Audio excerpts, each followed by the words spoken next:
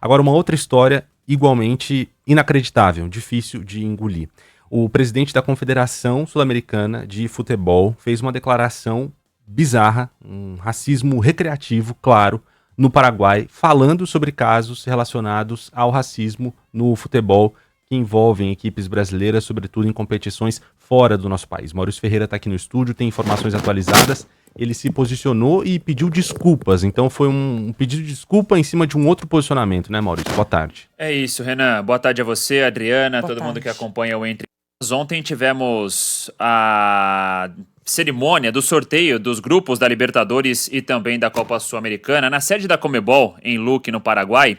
E houve ali, durante esse evento, uma manifestação do presidente da Conmebol, Alejandro Domingues, ainda no palco, em que ele fala em português sobre decisões, medidas que serão tomadas pela Conmebol e novas decisões para tentar coibir um pouco mais essa questão do racismo nos estádios aqui do futebol sul-americano. E já começa errado, porque ele dá essa declaração em português para as vítimas e não em espanhol, que tem sido os racistas nesses casos recentes aqui do futebol sul-americano. Ele fala que vai se reunir com autoridades de governo dos países sul-americanos para tentar em conjunto encontrar um novo caminho para que isso seja combatido aqui no futebol da América do Sul. E depois, numa espécie de zona mista, após o sorteio já realizado, ele é questionado sobre uma outra declaração da presidente Leila Pereira com a possibilidade de clubes brasileiros se filiarem à CONCACAF e deixarem a Conmebol.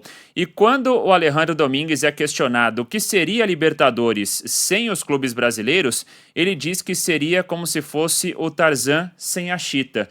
Então ele faz uma analogia em relação aos brasileiros, as equipes aqui do nosso futebol nacional, fazendo uma comparação com a personagem que é uma macaca, um chimpanzé que tinha ali o Tarzan ao lado no filme. A gente vai até ouvir o que disse o Alejandro Domingues, então, depois dessa cerimônia do sorteio dos grupos na noite de ontem no Paraguai.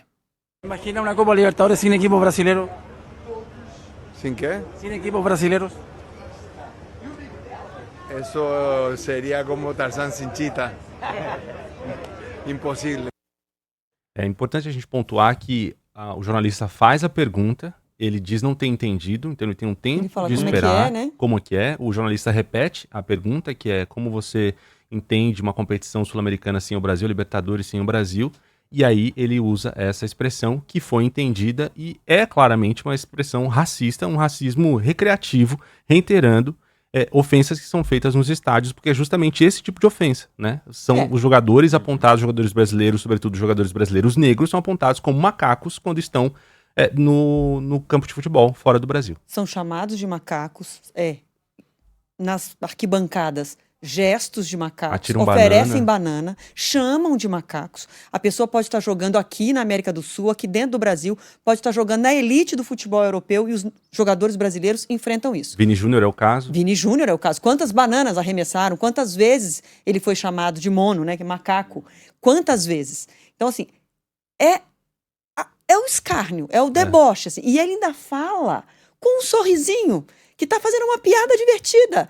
A Tarzan sem chita. A chita é o Brasil. São os brasileiros. São os jogadores brasileiros. É surreal. E as risadas ao fundo incomodam muito também, Endossam, As risadas dos próprios repórteres que estavam ali questionando também. Tudo isso deixa o estômago mais embrulhado. E ele vai depois para as redes sociais e solta um comunicado, um pedido de desculpas, vazio, raso mais uma vez, como tem sido todas as decisões da Conmebol em relação a esses casos de racismo, Então ele coloca pelas redes sociais: em relação às minhas recentes declarações, quero expressar minhas desculpas. A expressão que utilizei é uma frase popular e jamais tive a intenção de menosprezar nem desqualificar ninguém. A Conmebol Libertadores é impensável sem a participação de clubes dos 10 países membros. Sempre promovi o respeito e a inclusão no futebol e na sociedade, valores fundamentais para a Conmebol. Reafirmo meu compromisso de seguir trabalhando por um futebol mais justo, unido e livre de discriminação. Mas é puramente para se posicionar nas redes sociais. A gente sabe que internamente na Conmebol, como entidade que organiza o futebol sul-americano, os esforços são pouquíssimos para que a gente tenha uma melhora e um avanço nesse sentido de punição.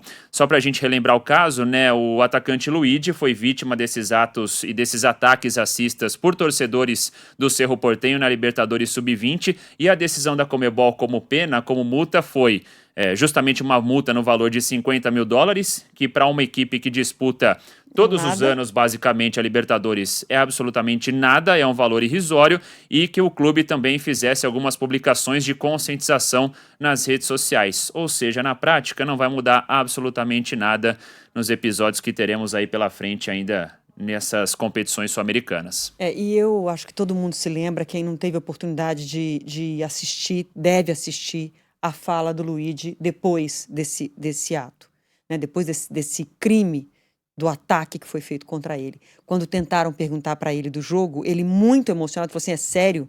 É sério que vocês querem me perguntar do jogo e não do crime do qual eu fui vítima, do ato de racismo que aconteceu aqui, com todo mundo vendo? Então ele deu um depoimento muito forte, muito verdadeiro, demonstrando a dor que ele sente. Então hoje, a gente escutar essa frase, Tarzan sem chita, se dá asco, nojo, em pessoas que não sofrem esse ataque diretamente, em nós, imagine em quem sofre.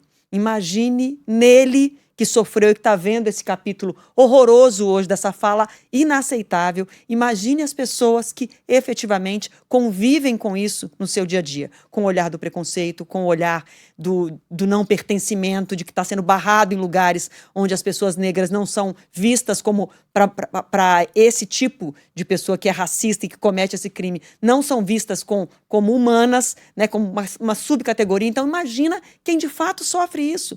É de um nojo absoluto, assim. A gente não consegue entender como é que essa frase foi dita. Não é aceitável isso.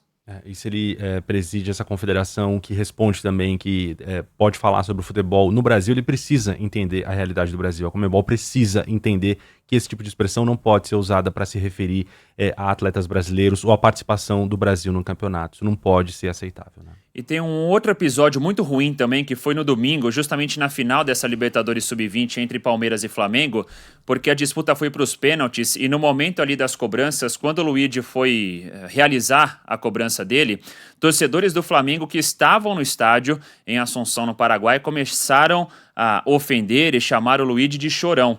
Então acho que é também uma indignação nossa como sociedade, e essa necessidade de uma união, né? A gente vê que os clubes brasileiros ainda não estão unidos a ponto de todo mundo chegar e pressionar a Conmebol para que haja um basta nessa história de racismo, mas vem também de torcedores brasileiros, né? Um olhar para a sociedade, porque não dá para admitir também que torcedores do Flamengo, com muitos jogadores negros na equipe, seja no profissional, seja nas categorias de base, na equipe feminina, também se submetam a essa situação e ofendam o Luigi dessa forma.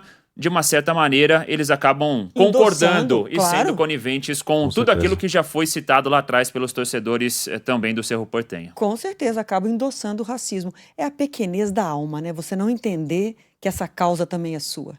Né? Você não entender que você pode não ser negro, mas essa causa também é sua. Porque a gente só vai ter um mundo efetivamente justo o dia que as pessoas forem respeitadas exatamente como elas são. Eu acho que é a pequenez, enfim. Vamos ficar de olho nesse assunto também. Obrigado, Maurício. Valeu, pessoal. Obrigada, viu?